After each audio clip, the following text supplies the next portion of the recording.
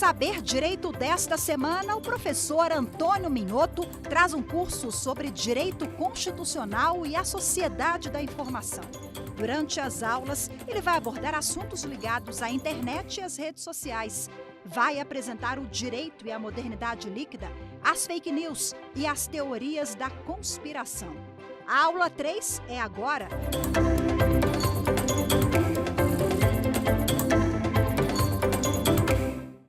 Olá, tudo bem? Seja bem-vindo, seja bem-vinda. Mais uma aula, mais um capítulo desse nosso curso aqui, dentro do Saber Direito, programa tão querido já há bastante, há bastante tempo já no ar aqui na TV Justiça. Meu nome, Antônio Minhoto, sou professor universitário, advogado, já escrevi vários livros, sou doutor e mestre em Direito, e nós vamos juntos seguir mais essa etapa dos nossos estudos. Eu já tinha dado a dica para você, vou dar de novo. Procura assistir às aulas mais de uma vez. Mantenha uma espécie de não precisa ser exatamente um caderno, mas um bloco de anotações teu. Tudo que você assiste e você anota, né, à mão mesmo, você fixa melhor. É praticamente um estudo que você está fazendo, um estudo no sentido com E maiúsculo mesmo.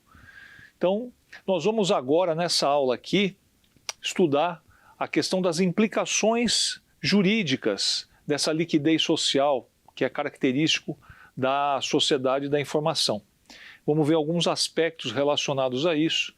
Então eu peço a sua atenção para que a gente possa transmitir adequadamente esse conteúdo, ok?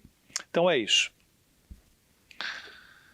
Veja, o Zygmunt Bauman, que eu já até mencionamos, se eu não me engano foi na segunda aula, ele tem um livro bastante conhecido chamado Vidas Desperdiçadas, que é de 2005.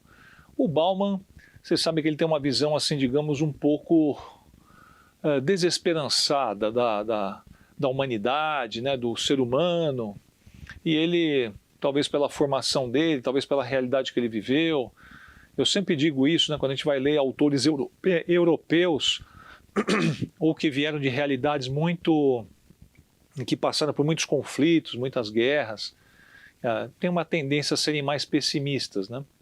Muito bem, o Bauman, ele nomeia os não consumidores, é um termo pesado que ele usa, mas ele nomeia de lixo. Mas não é no sentido moral, de avaliação moral do ser, como se fala hoje em dia de uma maneira extremamente grosseira, né, dizer que a pessoa é um lixo, não é isso. Ele fala que é lixo porque são pessoas descartadas pelo sistema, ou seja, quem não consome não é reconhecido pelo sistema como um ser humano de fato. Vejam que colocação, como eu disse, né, extrema, até do Bauman, né? Essa descartabilidade passa a ser uma característica da própria sociedade das relações humanas. Ele está defendendo isso, né, dessa sociedade, não só da informação, mas sociedade líquida, relações líquidas que ele fala, né? O homem, para não ser visto como um lixo humano, se angustia em busca de relevância social, supostamente atendida por meio do consumo. Então, é aquela situação, né? A pessoa não consome simplesmente para ter algo que ela se sentiu atraída, seja um carro, seja uma roupa, seja uma casa, seja uma viagem, o que for. Ela também está consumindo para que aquilo confira a ela um determinado status social. Inclusive, eu cheguei já até a mencionar isso, mas quero reiterar, me parece que é um símbolo bastante marcante disso, a questão da ostentação. Hoje tem muito esse uso dessa palavra, né? Então não basta que você compre algo, você precisa ostentar. Então você fala, puxa, eu consegui dinheiro suficiente para comprar vamos imaginar, um cordão de ouro. Não, mas não pode ser um cordão de ouro, tem que ser um cordão de ouro de 1 quilo de ouro com brilhantes, para que todo mundo saiba que você alcançou um determinado patamar de sucesso. Ou o carro que você comprou, e aí você compra aquele carro e dá um outro de presente para sei lá para quem, tudo para mostrar, para ostentar que você, olha, eu acesso uma faixa de consumo alta, né? Poucas pessoas têm acesso a isso, então é aquela coisa do ostentar essas aquisições. Então o Bauman ele acaba também abordando isso de alguma maneira. Olha, mesmo que o consumo permita a circulação de riquezas, não há como eliminar os inábeis ou mesmo miseráveis, cuja capacidade de consumir é muito baixa ou nenhuma. Também o trabalho já não é mais um porto seguro, até porque a ideia de um emprego estável e duradouro é algo cada vez mais distante e real. De fato, até pesquisas mostram, né, que nós temos uma tendência hoje em dia, e aí até eu posso admitir nessa hipótese uma questão geracional, que é essa questão de que já não há mais aquele desejo de que eu entrei na empresa X, entrei como office boy, me tornei, antigamente se falava, né, contínuo, auxiliar administrativo, depois eu fui subgerente, gerente e diretor e tal. A pessoa fica 30, 35 anos, 40 anos numa mesma empresa. E aquilo era um motivo de orgulho, né? Era um desejo que a pessoa tinha. Hoje já não existe mais isso, né? Ou está muito diminuído, muito mais esmaecido. E aí eu acho que realmente a nova geração, mas muito mais, não é que partiu dela, a própria situação levou a isso, né? Da sociedade. Então hoje em dia nem se gosta mais de usar a palavra emprego, né? Você fala em trabalho. As pessoas têm que pensar em trabalho antes de pensar em emprego e coisa e tal, essa coisa de ficar buscando estabilidade, não dá e tal, enfim. Você tem também uma coisa ligada a isso. Então essa questão do consumo, ela também permeia essa temática. Quer dizer, você, se não consome, você vai ter, como fala o Bauman, você vai ser visto como um lixo no sentido da descartabilidade. O que você faz com o lixo? Você joga fora. Né? Muito embora você possa reciclar aquilo em algumas situações, mas via de regra você está descartando, você fala, isso aqui não serve. Né? É nesse sentido que ele usa essa expressão do lixo. Veja o que diz aí o Vinícius Siqueira, que é um pesquisador também, professor, ele diz o seguinte: além dos objetos de consumo como alimentos ou tecnologia, os humanos também se tornaram lixo. Por um lado, porque são mercadoria e, sendo assim, passíveis de serem consumidos. O músico, o amante, são todos prestadores de serviço que podem ser demitidos a qualquer momento. A lista aqui podia ser grande, né? Por outro lado, há o lixo humano, o refúgio, as sobras da globalização, os marginais do processo de construção da ordem e os excedentes populacionais não empregáveis. Então, você percebe aí, por essa exposição também do Vinícius Siqueira, certamente ele pegou o Bauman como uma referência, por essa questão de que se você não se adapta, se você não se encaixa, logo o problema é com você. Né? Você está se colocando numa posição de ser descartável, você está se colocando numa posição de ser algo dispensável, ou próximo até da inutilidade. Então, porque você não se encaixou naquele sistema como deveria. Você se mostra inábil para estar naquele sistema. E esse sistema, por sua vez, trabalha dentro também, uma outra questão, dessa liquidez. Eu até cheguei a comentar a questão da PJ, a contratação das pessoas, está dentro até dos que eu falei agora, a pessoa já não quer mais entrar numa empresa, ficar 30 anos, 40 anos, mas assim, ela também não quer e também ficou mais difícil que ela faça isso. As contratações hoje em dia estão buscando, não, vou te contratar como PJ, né, pessoa jurídica, sem vínculo, pode ser desconectado a qualquer momento. Tudo isso tem a ver com essa liquidez social que o Bauman tanto coloca ou tanto destaca, né, nas suas reflexões. Então, outra professora Soraya Rodrigues Aragão, ela vai trazer uma reflexão interessante para nós. Ela diz o seguinte, uma das queixas mais recorrentes de quem procura um trabalho psicoterapêutico é o vazio existencial. Nesse contrato social da cultura do fast food, da descartabilidade, o próprio ser humano tornou-se produto no imaginário popular de uso e de consumo. E aqui tem até uma frase que é atribuída ao Albert Einstein. Eu falo atribuída porque a gente precisa tomar cuidado, né? Mas, enfim, ele diz o seguinte: eu temo o dia em que a tecnologia ultrapassar a interatividade humana. O mundo terá uma geração de idiotas. Então, veja, essa questão que está colocando aqui a professora Soraya, da questão do vazio existencial, é algo também que a gente precisa botar atenção. Parece uma coisa assim meio, isso é de cada um e tal, mas a gente precisa colocar atenção nisso. Porque, veja, Quando a pessoa entrava numa empresa e desejava ficar ali por 20, 30, 40 anos, dentro disso não tem só uma busca de estabilidade, também tem uma identificação, a pessoa desenvolvia uma identificação com o propósito. Então a pessoa vai falar, olha, eu trabalhei vamos supor, numa montadora, sei lá, na Ford, Volkswagen, tanto faz, o GM, qual foi, o Fiat. Ela trabalhava puxa, eu ajudo uma montadora de veículos, ajudo no progresso, na economia, nas novidades, na criatividade. Ela se sentia envolvida num determinado propósito. Quando você sente que o teu trabalho é simplesmente, vamos colocar assim, puxa, eu preciso juntar dinheiro para pagar contas, para sobreviver, isso pode te levar a isso que ele fala do vazio existencial, que a professora Soraya fala do vazio existencial. E ela está fazendo aqui uma referência que está cada vez mais, ela falou, uma das queixas mais recorrentes de quem procura um trabalho, né, psicoterapêutico é o vazio existencial. Afinal de contas, eu estou trabalhando para o quê? Ao que meu trabalho leva? O que ele está construindo? Tudo isso tem a ver também com essa sociedade da informação, com essas relações mais liquefeitas, menos coesas que nós temos na sociedade atual, partindo dessas reflexões que o Bauman traz. Esse consumismo, somado a uma inadequação, veja o que eu falei agora há pouco, né, dos inábeis, dos que não se adaptam, os não se adequam, somado a uma inadequação do indivíduo para se inserir num determinado desenho social, pode ser o fundamento, ou pelo menos um dado a ser considerado na formação crescente de uma parcela da população, especialmente a mais jovem. Atenção agora, nomeada de nem. Vocês com certeza já ouviram falar disso, né? Para fazer menção àqueles que nem estudam e nem trabalham. Então, reconhecendo-se como inútil ou mesmo inábil, o indivíduo acaba por renunciar a qualquer estímulo por ser alguém ou ser útil na sociedade. Eu lembro, vou contar uma historinha bem breve, né?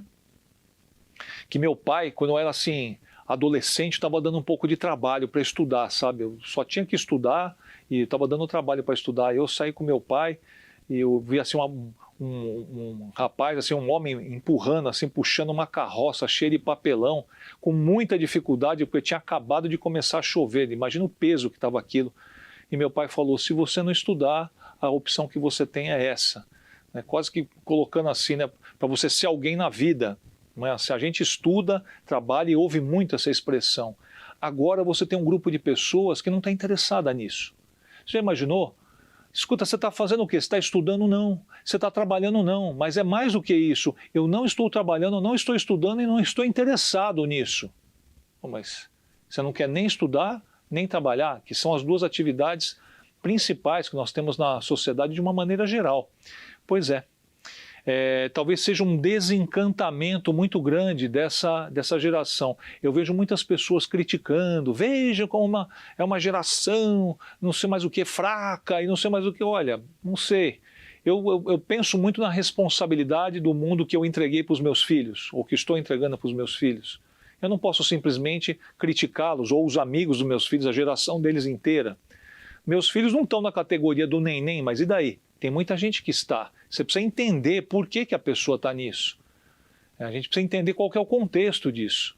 Então você vai associando uma série de coisas. O próprio contexto social já tem, a meu ver, traz um estímulo para não ter uma ligação duradoura, para não ter algo mais, vamos dizer assim, de longo prazo. Então, também eu acho que está um pouco nesse contexto do neném. Mas tem até uns números aqui, né? Tem aqui a síntese de indicadores sociais, o CIS, de 2023, é um dado recente, portanto, tá certo? Os resultados da pesquisa, abre aspas, os resultados da pesquisa mostram um risco alarmante de, olha só, vulnerabilidade juvenil, reconhecida como mais preocupante que a taxa de desocupação. Quer dizer, preocupa mais que o desemprego, e eu entendo isso, claro. É mais preocupante você ter gente desocupada que está buscando um emprego, que se basicamente a desocupação é a taxa de desemprego. Quer dizer, desocupação é quem já está procurando trabalho há mais de, se não me engano, 4 meses. Aí você passa a considerar como desocupado ou como desempregado oficialmente. Uma vez que esses jovens não estão nem ganhando experiência laboral, nem qualificação, o que pode comprometer suas possibilidades ocupacionais no futuro. Na verdade, pessoal, pode comprometer toda a sociedade, claro. Os jovens que estão vindo, a gente tem uma dinâmica, né, de qualificação, se qualificam para ocupar o espaço dos que vão envelhecendo e vão saindo do mercado de trabalho e vão ficando numa situação menos ativa na sociedade. Se esses jovens não estão interessados em nada, nem estudar nem trabalhar, claro que é algo preocupante, evidente que sim. Então veja, eu tenho alguns números aqui. Então, por exemplo, ó, do grupo dos jovens neném no Brasil, 73% estão localizados no Nordeste, tá certo? 70% são da raça negra, 64% mulheres, 49% têm filhos ou enteados. Então veja, isso é um dado também que você não pode ignorar. A pessoa, 49% tem filho ou enteado, quer dizer, talvez ele esteja lutando para sobreviver, né? Então tem aquela situação de que está trabalhando talvez num subemprego, numa coisa que ele, né, simplesmente para não ir para a rua mesmo, né? De qualquer maneira, é um dado, a meu ver, preocupante que merece a nossa atenção. Agora, dentro ainda do que nós estamos conversando aqui, relativo à sociedade da informação, surge algo interessante que é o seguinte: as novas formas de comunicação. E nesse contexto, a internet ocupa espaço central, como uma nova forma de comunicação. Agora, como é que o direito lida com isso? Ou como é que o direito vai lidar com esse novo ambiente, com essa nova configuração social, ou com esse novo elemento que é introduzido na sociedade? Vamos conversar um pouquinho sobre isso agora. Então, nós temos algumas questões a serem tratadas. Nesse novo ambiente de comunicação surgem também novas figuras que podem conter um interesse jurídico. Ao lado de itens mais conhecidos e estudados, como o cybercrime, né, os crimes cometidos no ambiente internetico, surgem outros que podem ser interessantes para analisar. E aqui nós vamos ver dois aqui inicialmente, pelo menos, que é a questão do avatar e do holograma. Aí você vai falar, bom, avatar, holograma, tá, e daí? Não, e daí que a gente pode analisar, fazer alguma reflexão sobre que tipo de desdobramento, que tipo de consequência ou de características pode haver nessas manifestações que demandem uma proteção jurídica ou que envolvam direitos jurídicos que sejam apreciáveis, que sejam defensáveis, que mereçam a nossa atenção, tá certo? Vamos falar agora sobre o avatar. É uma manifestação corporal de um ser imortal segundo a religião hindu, por vezes até do Ser Supremo. Então o Avatar não foi algo criado, não foi criado pela Disney, né? Como alguns podem imaginar com o filme Avatar. É algo que vem da religião hindu. Deriva do sânscrito avatara, que significa descida, normalmente denotando uma das encarnações de Vishnu, que muitos hinduístas reverenciam como divindade. Então, na verdade, você tem uma espécie de um ser divino que se manifesta entre nós, entre os mortais. Por isso que se fala do avatar. Então ele tem uma qualificação, digamos, espiritual especial, né? Ou uma qualificação superior à dos humanos comuns, tá certo? Agora, para fins jurídicos, o avatar é um cibercorpo inteiramente digital, de complexidade variada, que empresta sua vida simulada para o transporte identificatório de cibernautas para dentro dos mundos paralelos do ciberespaço. Parece complicado, mas não é tanto assim. Teria o avatar personalidade, portanto, proteção jurídica? Pode parecer uma filigrana, uma coisa assim meio, você fala, puxa, proteção do avatar, mas é que vem sendo tão utilizado e cada vez mais, e agora com a inteligência artificial, então nem se fala. Estão sendo criados verdadeiros, vou botar entre aspas, verdadeiros seres, né? Outro dia mesmo eu estava vendo de novo entre aspas, uma moça, que na verdade não é uma moça, é uma criação de inteligência artificial, que foi criado um perfil no Instagram para ela. Acredita nisso? Já tem 70 mil seguidores de uma moça que não existe na vida real, no mundo real, ou de uma mulher que não existe no mundo real. E as pessoas estão seguindo. É uma inteligência artificial que está interagindo com as pessoas. E aquela história, muitas dessas pessoas que seguem sabem que a pessoa, na verdade, não tem uma existência. No entanto, seguem da mesma maneira.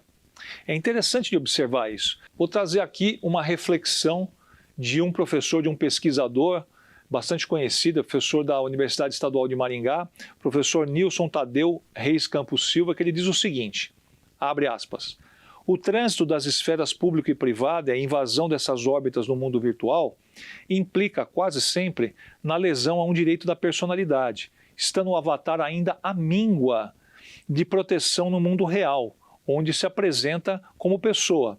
E essa desproteção é amplificada porque o avatar é ou pode ser lesado em comunidade que surge através de interação estritamente comunicativa, estruturada em locus virtual. Então o que a gente observa é que eu estou trazendo para vocês aqui uma reflexão de ponta. Né? Puxa vida, olhar direitos do avatar, né? Alguma coisa do tipo não, é exatamente isso. Vejam, portanto, a relevância que isso tem ou pode ter também para o âmbito do direito, né? E relacionado a essa questão da sociedade da informação, do mundo virtual, todo esse contexto, né? Vejam o peso que isso tem e que pode implicar até em lesão a direitos, né? Bom, um universo que tem se mostrado rico em termos de uso dos avatares, vejam só como a gente às vezes não participa daquela realidade e fica achando que, puxa, como assim um avatar, né? Eu já peguei muita gente me questionando, mas qual que é a relevância disso? Tem bastante relevância. Nós vamos trazer agora um ambiente em que isso é bastante presente. Nós vamos trazer aqui para você dos videogames e dos e-sports, esportes eletrônicos, eletrônico no sentido de virtual, do ambiente virtual. O Brasil, presta atenção nisso, está em 4º lugar. Veja só, uma posição, né, está entre os 5 primeiros aí. No mundo, quando se fala em visualização do Twitch, que é a plataforma de streaming de vídeo ao vivo, para jogo ao vivo. Né? Não é aquela que você joga na tua casa, com o teu filho, com teus amigos e tal. Chegando a 4,08%, percentagem baixa quando comparada com os Estados Unidos, 24,32%, mas que vem crescendo bastante. Veja, o Brasil com 4,08% está em 4º lugar. Os Estados Unidos está em 1º lugar com 24,32%. Só que no Brasil nós temos um crescimento vertiginoso, aí, forte. E dentro desse universo temos ainda a chamada realidade aumentada, que é uma outra coisa. Quer dizer, não é simplesmente a questão do avatar. Você tem várias realidades que estão dentro desse contexto, tá certo? A realidade aumentada pode ser vista em projeções de apartamentos em construção, também no aprendizado médico ao projetar órgãos, e é aproveitada para a criação de avatares, a fim de que usuários possam se apresentar para outros internautas por meio deles em detrimento da própria identidade visual da realidade, a aparência física do mundo real. Quer dizer, você cria um avatar para se mostrar dentro daquele ambiente virtual com uma outra aparência, com uma outra personalidade que foi criada por você. Nesse universo, distinguir mundo real e mundo virtual pode ser difícil. A separação entre os dois é substituída pela interação entre eles, causando uma quebra de paradigma e uma maré de incertezas. Como o direito se aplica a essa nova realidade? Voltamos naquela reflexão do professor Nilson. Bom, e aí? O avatar está à míngua de proteção, quer dizer, a pessoa quer se apresentar num ambiente virtual com uma personalidade que ela criou, mas que não é, pode não ser exatamente ela. Então eu sou um professor universitário da área do direito, eu vou lá, crio um avatar em que eu sou um lutador de MMA e construo uma personalidade totalmente diferente, um visual que não tem nada a ver com o meu visual real, ou eu sou um motociclista, um easy rider, sem família, andando por aí, né, ao léu, um aventureiro, que não tem nada a ver com a minha vida real, eu estou criando aquela personalidade. Então, primeiro, essa criação ela precisa de proteção, que é o que o professor Nilson traz. Segundo, como fazer essa proteção, porque uma coisa é você querer, outra coisa é você conseguir. Como é que você faz para proteger isso, se é que precisa de uma proteção? Na realidade aumentada você tem isso, né? Essa questão, por exemplo, de você usar aqueles óculos, né, da realidade virtual aumentada. Então você é colocado, por exemplo, que nem eu disse aqui no exemplo de um lançamento de um apartamento. O senhor quer conhecer o nosso apartamento decorado? Você chega lá no apartamento decorado, está vazio o local. Você fala, como assim? Não, só um minutinho. Bota um óculos, realidade aumentada, você começa a caminhar pelo apartamento. Puxa, olha aqui tem um sofá, olha aqui. Puxa, aqui a cama. Nossa, os móveis aqui e tal. Quer dizer, você está usando essa realidade aumentada até com viés aí comercial. Mas você pode, dentro dessa realidade, o cara está lá olhando e tem lá um avatar, né? Uma pessoa está sentada no sofá, ou está deitada na cama, ou está fazendo uma comida na cozinha. Num exemplo como esse é mais fácil você ver e falar, puxa, acho que não tem uma proteção específica. Mas e quando foi alguém que criou aquilo, né? Enfim, você tem algumas questões aí para serem dirimidas. Diferencia-se ainda, há uma outra diferenciação. A realidade virtual de realidade aumentada. A realidade virtual é um conteúdo 100% virtual, que pode ser acessado, por exemplo, por capacetes ou óculos de imersão, como eu dei o exemplo agora, né? Comentando sobre isso. Então você está fazendo aquela interação. É muito conhecida aquela questão da montanha-russa, né, que bota o óculos, a pessoa acha que está num carrinho de montanha-russa, ou ela vai caminhando por uma floresta, tem que abaixar para as coisas e tal. Enfim, isso também você vai ter aí uma realidade virtual criada, né? Bom, já a realidade aumentada, ela projeta informações e conteúdos no mundo físico, isso é, a tecnologia interage com o mundo físico sobrepondo neste imagens virtuais, que em alguns casos podem projetar emoções e tornar possível a capacidade de tocar e sentir o indivíduo de carne e osso. Quer dizer, você começa colocando uma realidade aumentada que se imbrica com uma realidade virtual. Há ainda, por exemplo, fones de ouvido de realidade aumentada em que o indivíduo permaneça mais imerso na interação entre ele e o produto. É uma coisa sensorial. Então, assim, como é que você vai conseguir criar as fronteiras que existem entre uma coisa e outra? Se é que você pode falar em fronteiras e se é que essas fronteiras são úteis. E você vai, olha, tem que haver aqui uma diferenciação, aqui começa, ali termina, tal. Será que existe uma utilidade nisso, nessa diferenciação ou nessa demarcação? Como que isso vai... São todos desafios que estão aí para serem dirimidos, para serem solucionados. Problemas com desdobramentos jurídicos podem surgir. Em Survey, Reino Unido, nos relata o professor Eric Sugimoto. Ele faz um relato aqui interessante. Um indivíduo caiu de um veículo em movimento na rodovia por tentar filmar vídeo no Snapchat.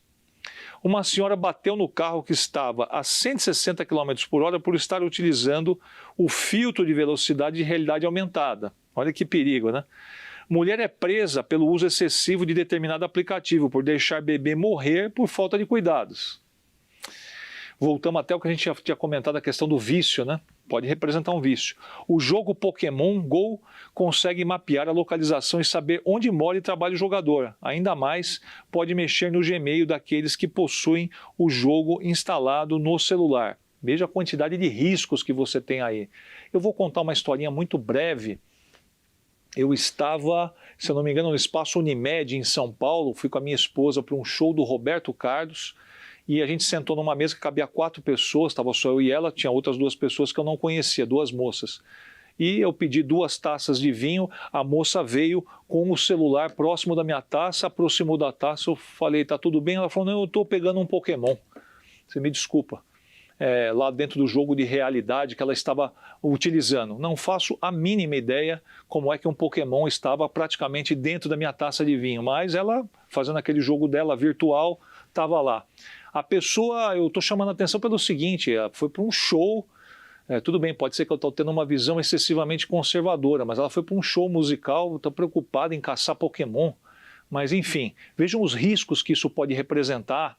Uma mãe que deixa um bebê, o seu próprio filho, morrer porque ela ficou muito inserida ou imersa numa determinada realidade virtual. Vejam que perigo que pode ter também aí filmando vídeo para Snapchat, a outra estava a 160 por hora, sofreu um acidente. Tudo isso, pessoal, são riscos. Você vai falar assim para mim, qual a resposta, professor? O que o direito tem para oferecer para isso? Está tudo sendo construído. Na verdade, estamos em obra, sabe aquele negócio? É isso. Então, assim, não existe uma resposta efetiva. Faz assim, faz assado. Você tem que construir realmente uma visão. Nós estamos falando, por isso que eu falo, de reflexões de ponta. E ainda não acrescentamos aqui, não faz parte aqui das nossas reflexões, ainda a questão da inteligência artificial, que eu acho que mereceria até um tratamento mais específico, digamos assim, para uma exposição de aula. Bom, já o holograma, falamos do avatar, falamos de realidade aumentada, realidade virtual, nós temos o holograma. O holograma é bem interessante também. E a holografia é um método que utiliza técnicas de transferência de luz para criar a ilusão de tridimensionalidade. Então, ela projeta tridimensionalmente uma imagem. O método consiste na gravação e projeção de imagens que viabilizam a reconstrução de cenas, que ao serem renderizadas e projetadas, proporcionam ao observador uma visão espacial que promove a experiência visual de profundidade sob múltiplos ângulos, semelhantemente à observação de objetos reais. O holograma, pelo menos via de regra, é a exposição de uma imagem de alguém que existe ou existiu. Só que isso, com a inteligência artificial, pode estar sofrendo uma mudança também. Acabei de falar aqui de uma, entre aspas, moça, que na verdade não existe, foi criada em ambiente virtual, que tem um perfil no Instagram. Agora, será que dá para pegar essa moça e criar também um holograma e projetar aqui? Você fala, puxa, é a fulana de tal. Não, não é a fulana de tal, é a imagem dela e ela, por sua vez, também não tem existência no mundo real, só tem existência no mundo virtual. Então, nós estamos diante desse tipo de coisa. O holograma, portanto, e o holograma já foi bastante utilizado na realidade. Eu vou trazer aqui para vocês uma reflexão ligada a essa questão do holograma, que é do professor Milton Schivani. Ele fala o seguinte, olha, abre aspas, a indústria cinematográfica, especialmente quando se trata de filmes de ficção científica e de ação, faz constantemente alusão a imagens tridimensionais que o grande público geralmente classifica como hologramas. Nesse universo ficcional, encontramos cenas e situações de filmes nos quais supostos hologramas são empregados para os mais diversos fins. Por exemplo, Resident Evil, o hóspede maldito, quando a Rainha Vermelha conversa com os protagonistas. Star Wars, o Episode 4, que é a New Hope, a Nova Esperança, né, o episódio 4, nas mensagens transmitidas pelo robô R2-D2, Prometheus e Avatar, na exibição de mapas com informações geográficas e geológicas de uma determinada região investigada, e Homem de Ferro 2, nas diversas situações em que o personagem Tony Stark, que é o Homem de Ferro, interage com seus sistemas que geram imagens virtuais. Tudo isso a gente está se referenciando, portanto, à questão aí do holograma, em diversas manifestações, como eu trouxe aqui. O holograma, portanto, ele é uma manifestação luminosa que permite a observação do objeto que lhe deu origem. O holograma registra também a fase da radiação luminosa proveniente do objeto. Nessa fase está contida a informação sobre a posição relativa de cada ponto do objeto iluminado, permitindo reconstruir uma imagem com informação tridimensional. Nós tivemos, vamos até comentar sobre isso, mas nós tivemos algumas manifestações interessantes de holograma. Eu acho que talvez tenha sido o precursor a Natalie Cole, que era filha, ou é filha do Nat King Cole, que foi um grande cantor, fazendo um dueto com ele. Tinha algumas partes lá que se projetavam uma espécie de um holograma. Ainda era muito incipiente, mas já fizeram isso com Michael Jackson, com o Tupac Shakur, que é um rapper que já morreu. Várias situações a gente tem do uso do holograma. Nós vamos ver até alguma dessas manifestações aqui para vocês. Vamos trazer para vocês, tá?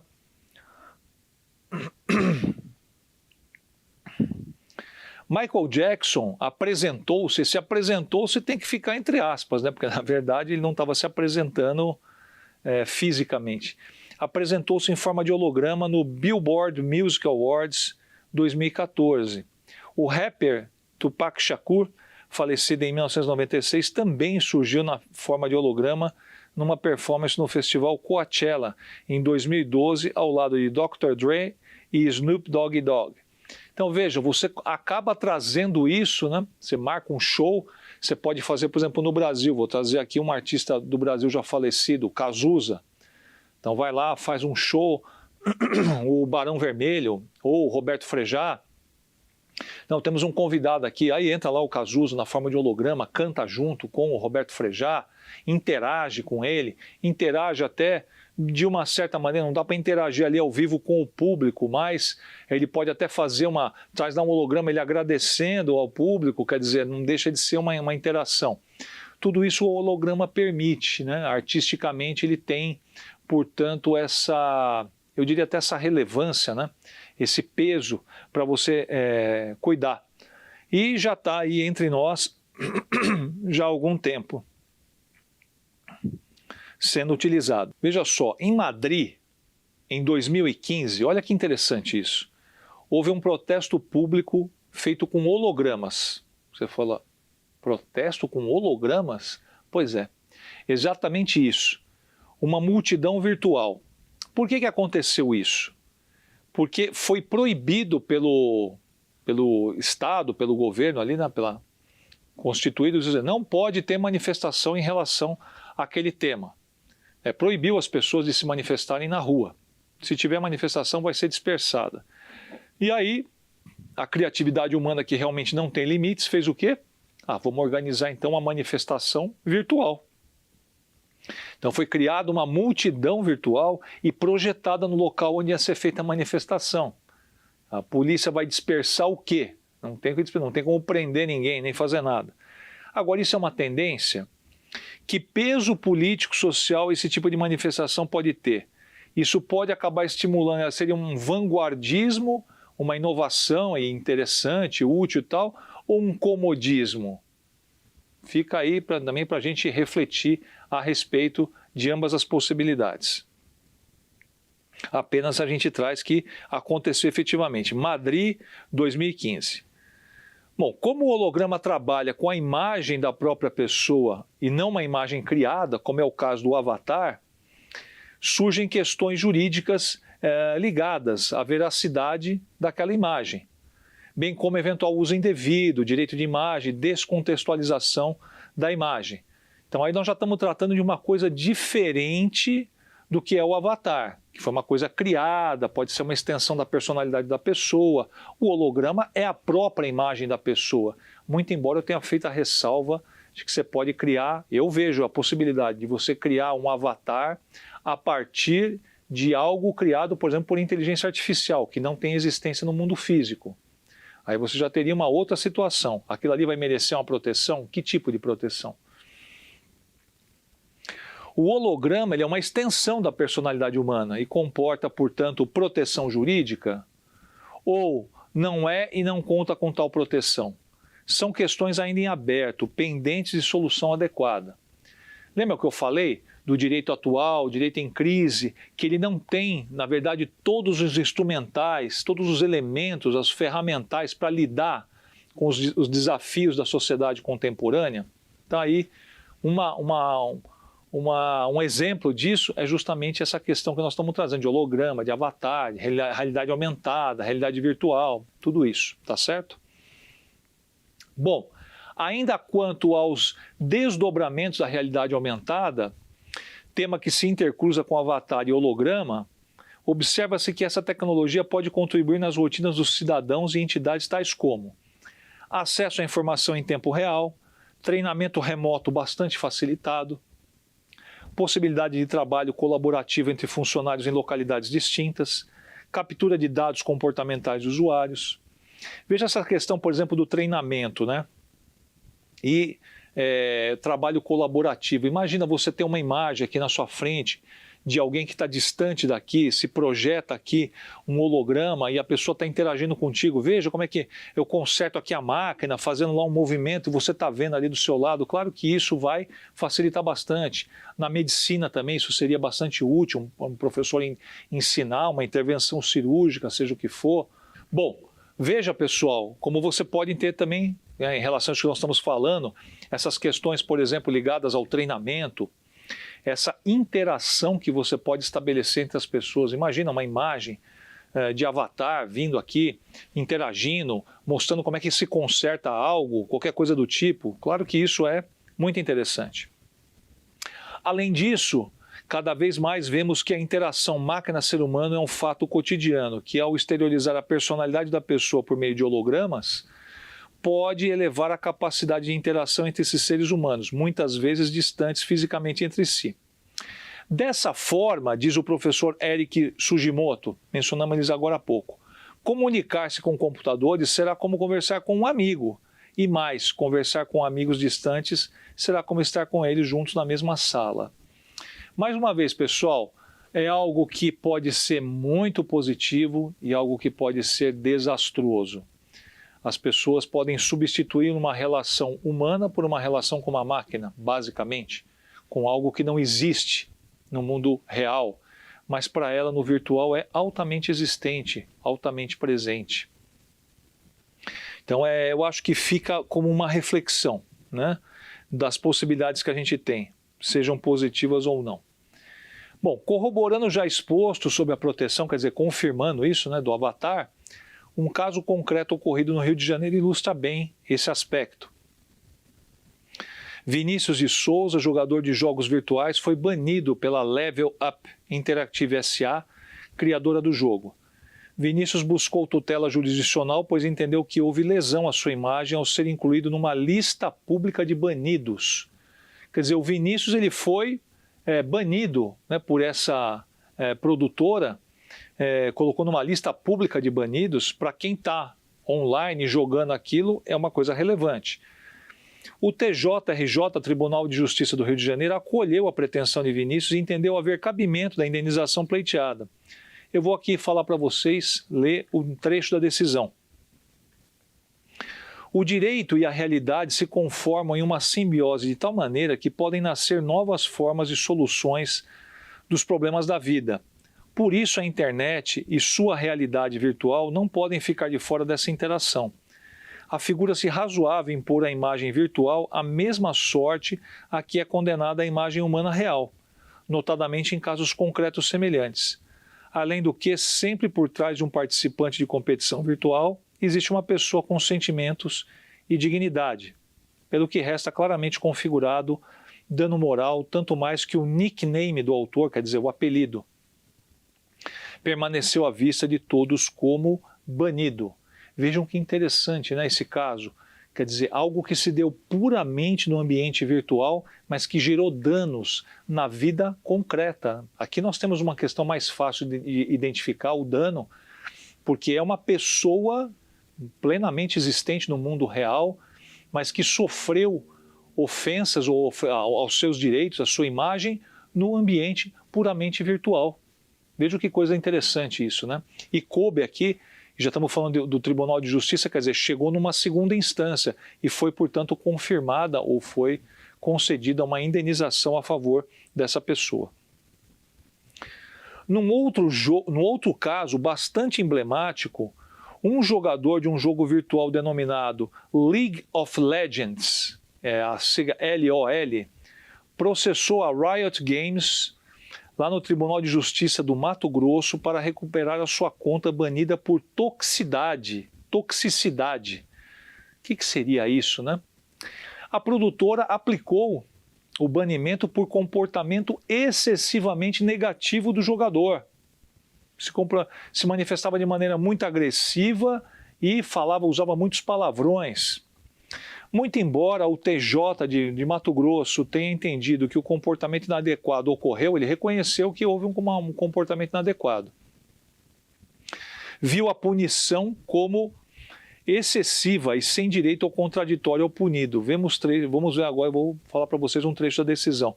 Mas veja que interessante, a produtora aplicou, portanto, uma pena de banimento, mais ou menos o que tinha acontecido com o rapaz lá do Rio, né? E agora em relação a esse aqui, mesmo tendo um comportamento considerado excessivamente negativo, e o TJ reconheceu que o comportamento foi mesmo inadequado, o mesmo TJ acabou reconhecendo como uma punição excessiva.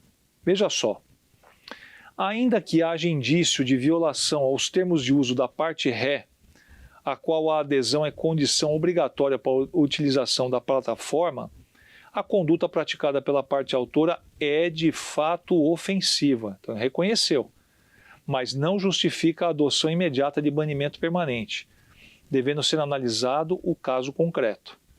Ora, não parece crível que palavras de baixo calão proferidas durante o jogo gere banimento permanente de forma automática.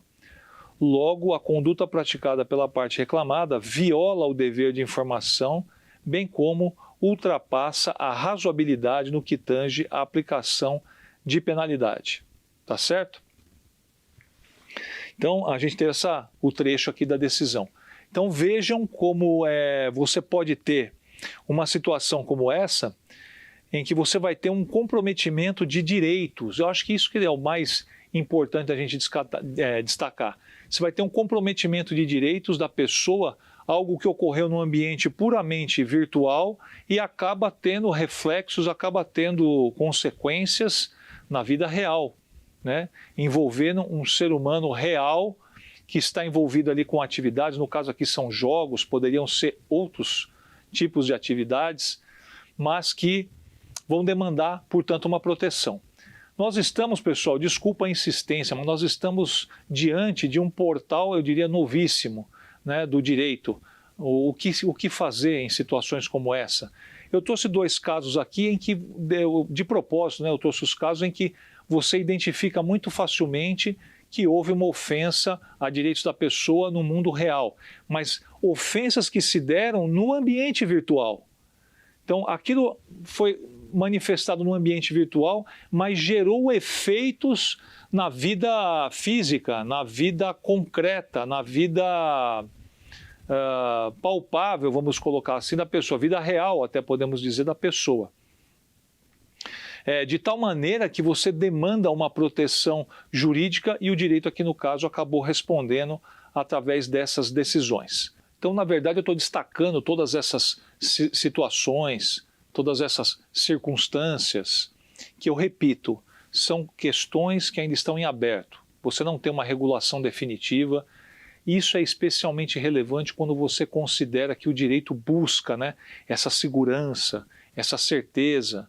Veja só, nós trabalhamos, por exemplo, no sistema criminal, nós trabalhamos com tipos penais. Sabemos perfeitamente o que é um homicídio, o que é uma lesão, o que é um estelionato, o que é uma receptação, o que é um estupro, o que é uma injúria. Nós sabemos perfeitamente o que é isso. Você tem aquilo, como a gente fala, né? Há uma moldura, como se fala, um tipo mesmo, um tipo de conduta. Essa conduta caracteriza o crime tal. Quando você entra nessa questão do universo virtual e essas questões que eu coloquei, podemos até dizer algumas patologias, ou seja, problemáticas relacionadas a isso, você não tem exatamente, vamos colocar assim, como se você tivesse, para esse problema temos esse remédio, para essa questão temos essa solução, para essa problemática temos esse caminho. Não necessariamente. Tudo está sendo ainda meio que construído, está sendo meio que buscado, meio não, está sendo buscado uma construção, está sendo buscado uma forma de solução. Bom, pessoal, então era isso que a gente tinha para expor nesse momento. Vamos agora para o nosso aguardadíssimo, né, o quiz, as perguntas para fixar o conhecimento, falar de vários aspectos que nós já conversamos, que eu acho importante a gente dar uma olhada. Vamos lá dar uma olhada no nosso quiz? Presta atenção aqui na tela, vamos lá? Com relação à disseminação de uma fake news, ela pode ser alternativa A, culposa ou dolosa, B, só culposa, C, só dolosa, D, dolo eventual. Bom, pessoal, e aí?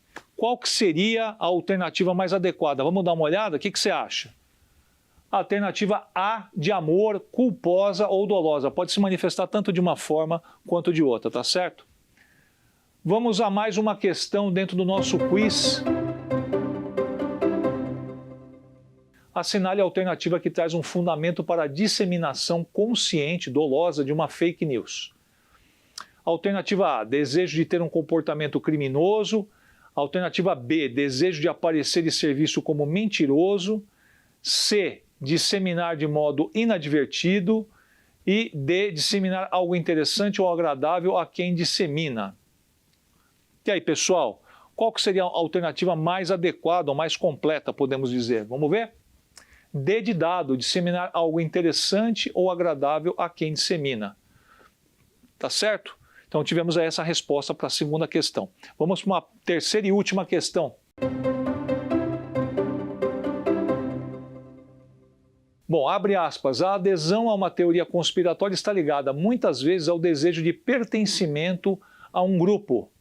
O raciocínio em foco se mostra, então temos lá a alternativa A, totalmente incorreto, B, totalmente correto, C, parcialmente correto, só a menção a grupo está errada, D, parcialmente correto, só a menção a desejo está errada. Bom, pessoal, e aí? O que vocês acham? Qual das alternativas? A, B, C ou D é a mais adequada para responder essa questão? O que você me diz? Vamos lá ver? Olha lá, B de bola, totalmente correto. Veja, a gente lê, a adesão à teoria conspiratória está ligada, muitas vezes, ao desejo de pertencimento a um grupo. Nós falamos até isso, né? Na nossa aula, a questão lá do terraplanismo, que por mais absurdo que você possa imaginar que seja aquilo, ela tem o perfeito cabimento para quem faz parte daquele grupo e tem uma mútua validação. Um legitima o outro por aquela mesma opinião, tá certo? É isso. Bom, pessoal, terminamos aqui o nosso quiz e a nossa exposição. Quero agradecer muito a sua atenção. Lembrando mais uma vez, se você quiser acessar outros materiais meus, temos lá no www.institutoconvicção, sem ser cedilha e tio.com.br. E como eu já dei a dica para você também, como a aula é gravada, está disponível aí para você assistir essa aula aqui, assista quantas vezes você quiser. E eu sugiro, uma dica de professor, mantenha um bloco de anotações, anota os pontos principais, vai ser útil para você estudar e sedimentar conhecimentos, ok? Agradeço muito o seu carinho, a sua presença, o prestígio da sua atenção e até uma próxima, se Deus quiser. Tchau, pessoal, um abraço, valeu! Quer dar alguma sugestão de tema para os cursos do Saber Direito? Então mande um e-mail para a gente, saberdireito@stf.jus.br. Você também pode estudar pela internet. Acesse o nosso site radioetvjustiça.jus.br ou pode rever as aulas no canal do YouTube, @Rádio e TV Justiça.